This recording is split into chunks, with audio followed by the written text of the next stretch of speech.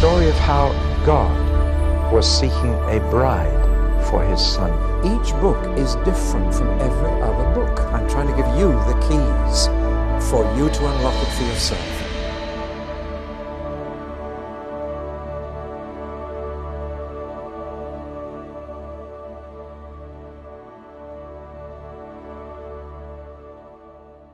Well, now, the Bible is not one book, but many. The word Bible comes from the plural word biblia, which means library. And the Bible is not one book, but 66 books. And together these books form a history book, the history of our universe. But the Bible begins earlier and it ends later than any other history book, because it begins with the very beginning of our universe. It goes right through to the end of our universe and even beyond. But it's history written from God's point of view. Therefore, he selects what is important for him. That makes it quite different from a political history or a physical history of our universe or a cultural history of our society. God selects very carefully the things that mattered to him, the events which affected him most deeply. Therefore, again, it's quite different from every other history. Now, there are two themes in the Bible. Number one, what has gone wrong with our world? And number two, how can it be put right? I think everybody agrees our world is not a good place to live in. Something has gone terribly wrong with it. And the book of Genesis tells us exactly what. But the rest of the Bible tells us how it's going to be put right, or rather, how God himself will put it right. Only God could solve a problem the size of our world. And he's going to do it by rescuing the human race from itself. For that's what we need to be rescued from, ourselves. That's what the word redemption actually means, to be rescued. And we need to be rescued from ourselves. So all 66 books form part of one great drama, which I'm going to call the drama of redemption. And the book of Genesis introduces us to the stage, the cast, and the plot of this great drama. And without the first few chapters of Genesis, the rest of the Bible would really not make any sense. The Hebrew title for this book is simply In the Beginning. That's because the Hebrew scriptures were in the form of scrolls all rolled up, and they would simply give each scroll the name of the first word or phrase in it, so that just unwrapping the first bit of the scroll, they could identify which book of their scriptures it was. So they simply call it In the Beginning. When the Hebrew Old Testament was translated into Greek, about 250 years before Jesus was born, they changed the name to Genesis, which means origin or beginning. And that's a very appropriate title, because here we have the origin of our universe, of the sun and the moon and the stars, of planet Earth on which we live. Here we have the origin of plants, birds, fish, animals, humans. Here we have the origin of sex, of marriage, and of family life. We have the origin of civilization, of government, of culture, both arts and sciences. We have here the origin of sin and death and murder and war. We even have here in this book the origin of sacrifice, both animal and human. So it's a remarkable book, just one small book, 50 chapters, and yet it covers the origin of all that. And it deals with ultimate questions like, where did our universe come from? Why are we here? And even more personal, why does each of us have to die? Something we rebel against, something we don't talk about or think about, something we dress up like a horticultural show to try and disguise the horror of it, but we all have to die. Why? Now, these are ultimate questions of life, and we need answers to them, or else we just drown these questions in busyness and forget them. But they can't be answered by any human being. The historians can't answer these questions. They can't tell us how it all began, because no historian was there either to observe or record how it happened. Scientists can't tell us about the beginning of our universe. They can go back to the beginning, but they can't go beyond that. They can't observe anything beyond that. So they can't tell us how it began, and therefore much more they cannot tell us why it began. Science cannot find a purpose for this universe coming into being. They can tell us some details of how it came about, but certainly not why. Philosophers can't answer these ultimate questions. They can only guess. It is speculation when philosophers try and tell us, for example, the answer to the question that occupies most of them, the problem of evil. Where did evil come from? Why is there so much evil in the world? Philosophers have strained their brains to try and give us an answer, but it's all guesswork. Nobody really knows. There is only one person who could really answer these questions for us, and that's God himself. So when you open the book of Genesis, you are immediately faced with a question. Are you reading the results of human imagination or divine inspiration? Does the book of Genesis just give us another series of guesses from human speculation about these things, or does it actually tell us the answer? Give us the answer from the only person who was there when it all began, and indeed the person responsible for it. There are other accounts of creation in the world. There's one widely known one called the Babylonian epic. It's far more complicated and far less credible than what you have in Genesis, but it's only one of other sagas which are supposed to tell us how it all began. You should read some of them just to compare them with the sheer simplicity and convincing nature of Genesis 1. But you must decide when you read Genesis, are you reading the product of a human imagination or a divine inspiration? So you've got to take a step of faith before you open the book. But actually, science is based on steps of faith. I've got a science degree, and I know that in science you produce a hypothesis, a working theory, and then you test it to see if it fits the facts. That's how science progresses. It's built on such leaps of faith. So you leap in faith into a theory, and then you test it with the facts. And therefore I believe that the approach of faith is scientific from that point of view. And I say, take a step of faith in Genesis, assume it is God's answer to these questions, and then see if it fits the facts. And there are two big facts that stare me in the face, which are perfectly explained by the answer in Genesis. Fact number one, what a wonderful world we live in. Isn't it incredible?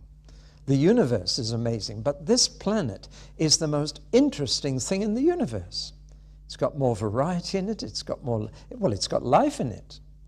We live in a wonderful world, and the more you watch nature programs on television, the more wonderful it appears to be. And the wonders of modern photography are revealing so much to us. Do you like watching those programs? What a wonderful world we're in. And the other fact is this: it's been ruined by those who live in it. Now, these are two facts we all have to live with, and we're becoming more and more conscious of the environment and what we're doing to it. 100 different species are becoming extinct every day. We're destroying the world we live in. Now, these two facts are extraordinary. What a wonderful world we live in. And why are we destroying it? Well, I believe that the facts fit Genesis perfectly.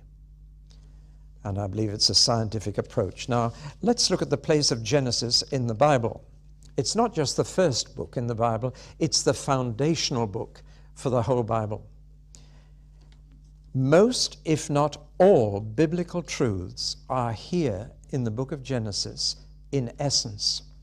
It's why it's been called the seed plot of the Bible.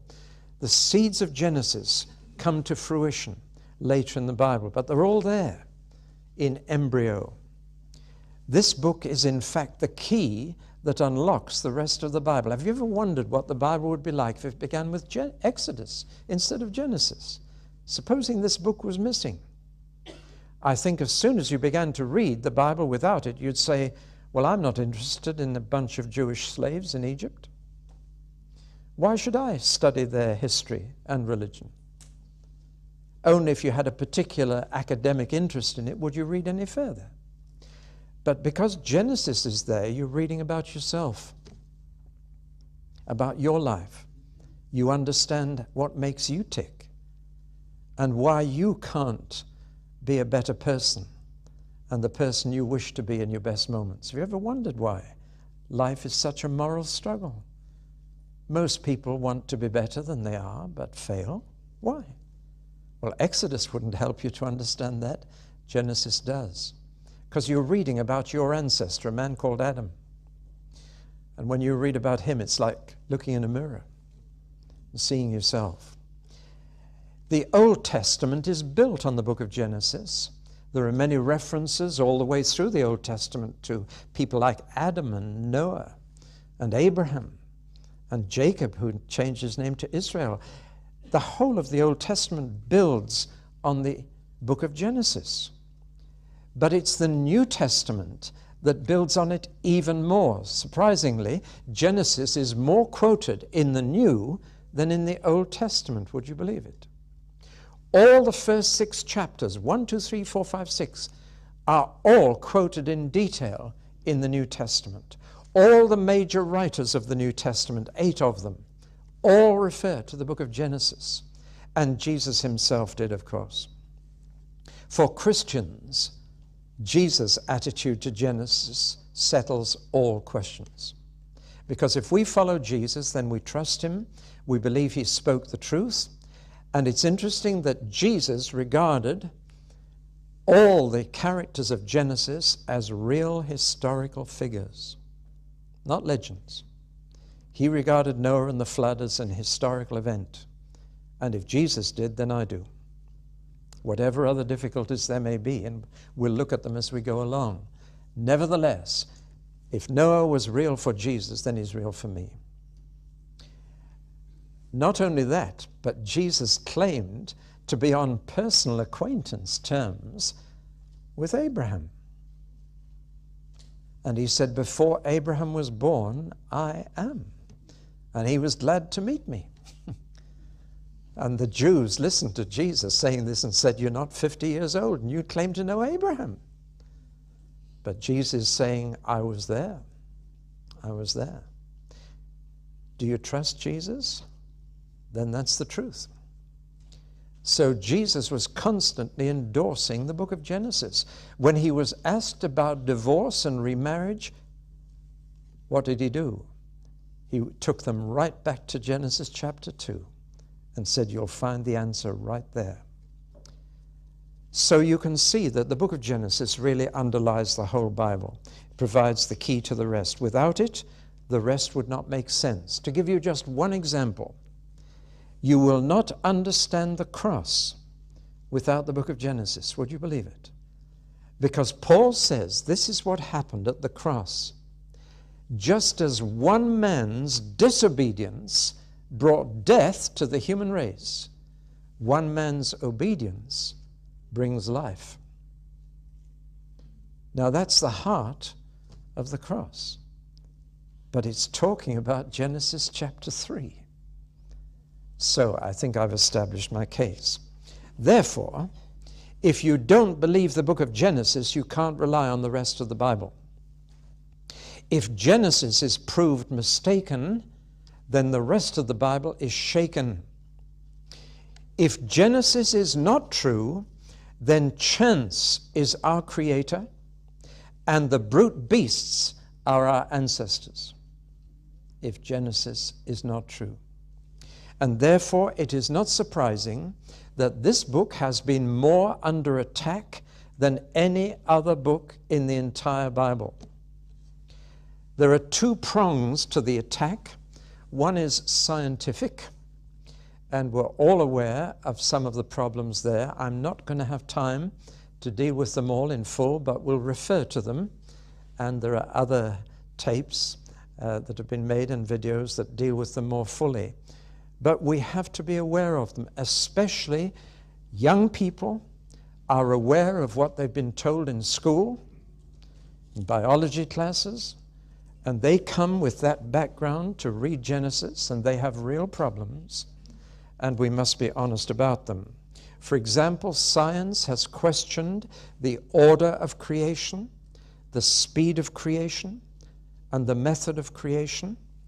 Science has questioned the age of the earth, the origin of man, the extent of the flood, the age of people who lived before the flood, and many other things.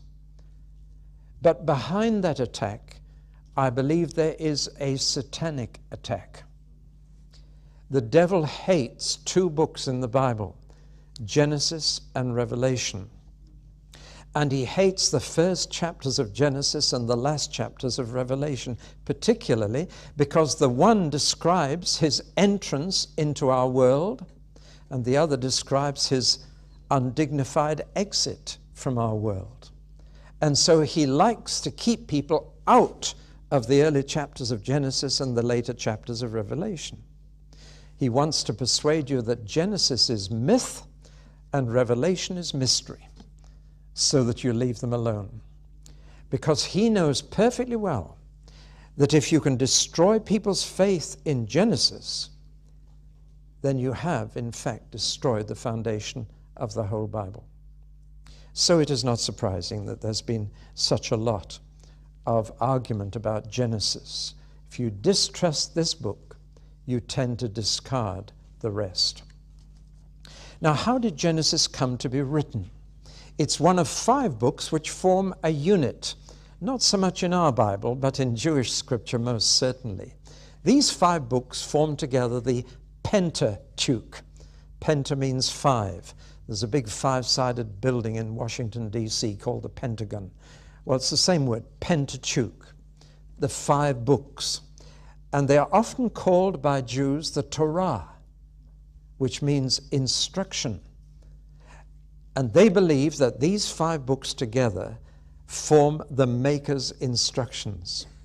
And it's very wise, since the Maker gave us these instructions to get the most out of life, to become familiar with them. So the Jews read through the first 5 books of the Bible every year on a lectionary. Every week they read a bit more. So they get round it in a year, like painting the 4th bridge. When they get to the other end of it, they start again at the beginning.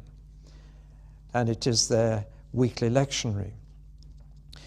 Now, Jews, Christians, and even pagan historians believe that Moses wrote these 5 books. And that's been the long tradition. I see no reason to doubt it. By the time of Moses, the alphabet had replaced the picture language that prevailed in Egypt and still in China and Japan today. But that had been replaced by an alphabet. And remember that Moses was university educated. If ever you see Cleopatra's Needle on the Thames Embankment, that's one of 2 columns, the other is in Rome, which stood at the entrance to the Egyptian university, and may well be 2 columns which Moses looked at every morning he went as a student. So he had the education and the knowledge to compile these 5 books, and I believe that that tradition is right, though none of the books has a name in them. There are, however, 2 problems if Moses wrote these 5 books. The first problem is quite minor, and that is that at the end of Deuteronomy, Moses' death is carefully recorded. And I assume you would agree with me that that's a little unlikely that he wrote that. Joshua probably added a note to that effect at the end of the 5 books to round off the story. But the major problem is this: the book of Genesis ends 300 years before Moses was born. Now, he lived during the days covered by Exodus, Leviticus, Numbers, and Deuteronomy. Those 4 clearly come from his lifetime. There's no problem with Moses writing those. But Genesis ends 300 to 400 years before Moses was born. So how could he have got his material for the book of Genesis? One of the things we know about early society is that people who don't write have phenomenal memories. To this day, tribes that have no writing can tell you the history of the tribe. They pass it on around the campfire at night from father to son. And this oral tradition, as we call it, is very strong in primitive communities and would be among the Hebrews, especially when they became slaves in Egypt. They would want their children to know who they were, where they'd come from. Now, there are 2 things that are normally passed down in this memory form. One is genealogies, family trees, to give people their identity. And sure enough, Genesis is full of genealogies, full of family trees. And there is one phrase that comes 10 times in the book of Genesis, and it is, "These are the generations of." Scattered through the book, if you've read it, you must have noticed that phrase, "These are the generations of." That is exactly the kind of thing that would be passed on from memory to memory. The other thing that gets passed on are sagas. I mean, hero stories of great things that your ancestors have done. And so tribal memory is composed of these 2 things, generation or genealogies, and sagas, the things our ancestors did that were exciting. And these are told over the campfire. Now, most of Genesis is composed of these 2 things. Stories about great heroes interspersed with family trees. So it is obviously a collection, a compilation of memories that Moses picked up from the slaves in Egypt and put together. And I'm sure you can see how clearly that was done, except for one passage. There is one part of Genesis he couldn't possibly have picked up that way. The first chapter. Or rather, since the chapter divisions, as so often in the Bible, God never inspired them, are in quite the wrong place, chapter 1, verse 1 through to chapter 2, verse 3 is a section that Moses couldn't possibly have got from any human being. That section he must have got from God himself. It is one of those parts of the Bible that must have been directly dictated by God and taken down by a man. Most of the Bible did not come that way. We mustn't think of the writers of the Bible as word processors, as typewriters on which God typed out his word, because God inspired the writers to use their own temperament and memory and insight and outlook to shape his word, but so overruled by the inspiration of his Spirit that what resulted was what he wanted written, so that other parts of the Bible have the stamp of the writer on them. The rest of Genesis has the same stamp on it as Exodus, Leviticus, Numbers, and Deuteronomy. You can detect Moses' style and hand in it. But Genesis 1:1 to 2:3 is totally different and has all the marks of God's speech. We shall see in a moment that it's mathematically perfect. When God speaks, his speech is perfect mathematics. See, the Hebrew language doesn't have figures. They just had letters, and each letter stood for a figure. So Aleph or A was 1, and B was 2, and C was 3, and so on. That's a common way of counting. And when you turn the letters of Genesis 1 into figures, it is astonishing. I've been in Jerusalem talking to rabbis who have actually worked out all the mathematics of every verse, and they spend days discussing it because it's mathematically perfect. The very first sentence in the beginning, God created the heavens and the earth, is a sentence of 7 words. That's just one of the figures. We'll be looking at this later. But in many ways, Genesis 1 is a unique piece of literature, quite unique, and has all the hallmarks of having come directly from God. So I can imagine Moses collecting all the memories of the people, the genealogies and the sagas, putting them together, and then God saying, now I'm going to write the introduction, so take this down. Interesting that at the other end of the Bible, the same thing happens. The book of Revelation was not composed by John. He was simply shown visions and given words and told, now write this down, write this down, write this down. And of course, at both ends of the Bible, you've got things that man couldn't possibly think up because they're both beyond the reach of his imagination. So God had to dictate, as it were, the beginning and the end of his word. Psalm 103 says, God made known his ways to Moses. I believe in handling Genesis 1, I almost feel like taking my shoes off. You really are on holy ground. You're listening exactly to God's word, making known his ways to Moses. I have one proof that Moses wrote Genesis 1 down, and that it was not known before the time of Moses. And it's this: there is no trace of the Sabbath until the time of Moses.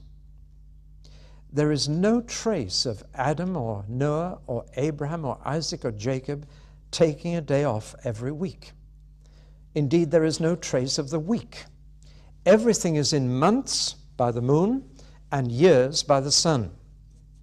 Now, because we have Genesis 1 at the beginning of our Bible, we assume quite wrongly that Adam knew it, and that Adam observed the Sabbath and everybody else did after that. No, there's no trace. Adam was given a 7-day week as far as Genesis 2 and 3 go. He looked after the Garden of Eden every day, had a bit of time with the Lord in the evening, in the cool of the evening, but every day he was working. He had a 7-day week. And Abraham, Isaac, and Jacob were herdsmen, and cows don't take a Sabbath.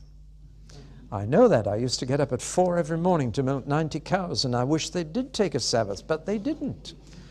The Sabbath is unknown in nature.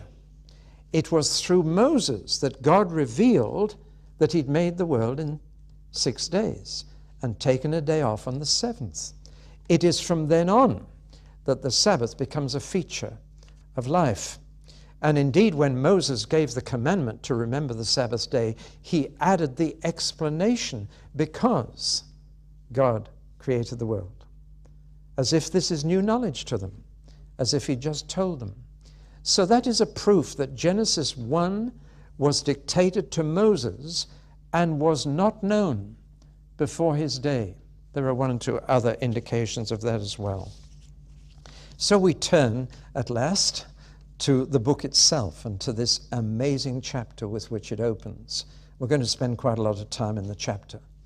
And I just want to spend the rest of this talk on the first 4 words. In the beginning, God. Genesis is full of beginnings, the beginning of everything else except God. God doesn't begin here.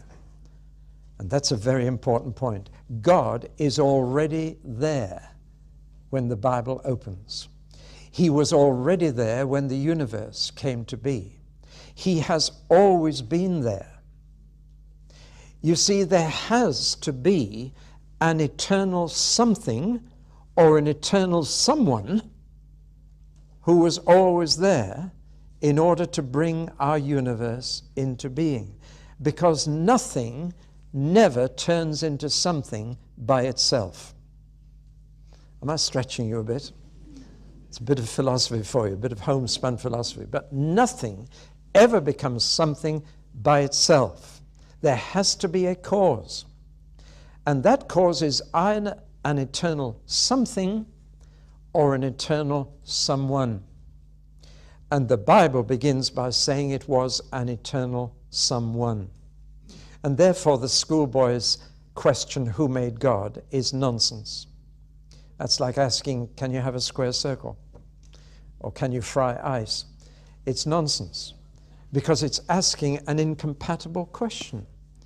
God never was made. He made everything else. He was always there. Now you must either say he was always there, an eternal someone, or like Aristotle, you must say it was always there, an eternal something. But that's the choice. And you've got to choose one or the other. And the Bible clearly chooses an eternal someone. It's the fundamental assumption of the Bible that God exists eternally, that he's always been there, that he always will be there, and that he's the God who is. His very name is a participle of the verb to be, being. Some years ago I was praying and I said, Lord, please give me an English word to correspond to the Hebrew Yahweh that would give me the feel of its meaning and excite me. And immediately into my mind came this word, always. That's very close to God's name, always. He's always there. He is always. That's the nearest I can get in English to the Hebrew Yahweh. In other words, the Bible never tries to prove the existence of God. It's a waste of time as far as the Bible is concerned. He's there, and he's always been there. And you assume that. To try and prove his existence, as I've said, is a waste of time. He's just there. He doesn't have to be explained. What has to be explained is the existence of everything else. Now, this is the very opposite of modern thinking. Modern thinking says, everything else was always there. Now you've got to prove to me the existence of God. But no, the Bible says God was always there, and we have to explain now why anything else is there. And that's how the book of Genesis approaches this huge question. By the time of Moses, of course, everybody knew that God existed. He had rescued them out of Egypt. He divided the Red Sea. He drowned the Egyptian army. They knew that God was real. When you've been through an experience like that, you don't need proofs for the existence of God. But I'm afraid modern man does, because he hasn't experienced these things, and he wants proofs. When you read Hebrews chapter 11, you read two things about creation. Number one, you read this, by faith we understand that the universe was formed at God's command, so that what is seen was not made out of what was visible. And then a little later, the same chapter says this, whoever wants to find God must first believe that he exists and that he rewards those who earnestly seek him. In other words, the Bible says, assume he's there, assume that he wants you to find him and to know him and to love him and to serve him, and then see what happens. But start by accepting that in the beginning God was already there. Now, the subject of Genesis 1 is not creation, but the Creator. That's the first mistake we make. It's not about how our world came to be primarily, it's about who made it come to be. And in fact, in just 31 verses, the word God comes 35 times. Almost as if it's saying, God, God, God, God. This is about God. It's not so much the story of creation, it's a picture of a creator. And when you ask, what does Genesis 1 tell us about God? You find yourself with a long list. And I've just made a list here for you. Number one, I find out that God is personal. He has a heart that feels. He has a mind that thinks and can speak his thoughts. He has a will and makes decisions and sticks to them. All this is a personality. God is not an it. God is a he. He's a full person with feelings, thoughts, and motives like we have. Secondly, God is powerful. When our late daughter was a little girl, I remember reading Genesis 1 to her from a children's Bible. And when I'd finished, she just sat there quietly, and then she said, no sooner said than done. And that was her summary. It's a good summary. What power! What power just to say a thing and it happens. What authority! You've got to be pretty high up to do that sort of thing. And the first 10 commandments in the Bible are all in Genesis 1. Did you know there were 10 commandments there? Count them up. Later he would give 10 commandments to us, but the first 10 commandments were given to our universe. Next, he is uncreated. He's already there. He always was there. He is being. He is always. But how creative he is when you learn that there are 6,000 varieties of beetle. What an artist, what imagination. No 2 blades of grass the same, no 2 snowflakes the same, no 2 grains of sand the same. What imagination. How creative. We can produce 7 million Volkswagen Beetles all the same. But he has this creative mind. The imagination gives great variety. There are no 2 of us the same. Look at us. What variety. He is an orderly God. The symmetry and the mathematics of the universe are such that a Jew could find out that E equals mc squared, and that this applies to the whole universe. It's mathematically so ordered. We'll see more of that later. He is a singular God because all the verbs are in the singular. In the beginning God created. The word created there is singular. But he is also plural, because the word God is not in the singular, it's in the plural. And it's not just a simple plural. Here would be the 3 words. Elohah means one God. Elohim means 2. But Elohim means 3 or more. And the word used here is 3 or more. So in the first sentence we have, in the beginning, a God who is 3, created, but he must be 1. Isn't that astonishing? He's a 3 and 1 in the very first sentence. And it takes the rest of the Bible to explain what that means. But fancy using a triple word for God with singular verbs all the way through Genesis 1. Above all, Genesis 1 says he's a good God. Sometimes when I have to choose a subject 6 months before a meeting, I can never think that far ahead, so I just say good God. And I said that covers everything I ever want to say.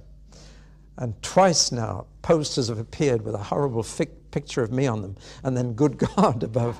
And meetings have been packed. But God is good.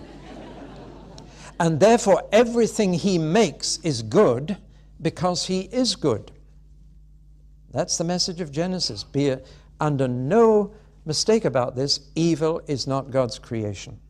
He is a loving God and wants to bless those he makes. He's a living God who's active in this world, speaking in this world, doing things in this world. He is a speaking God who communicates to us and wants to relate.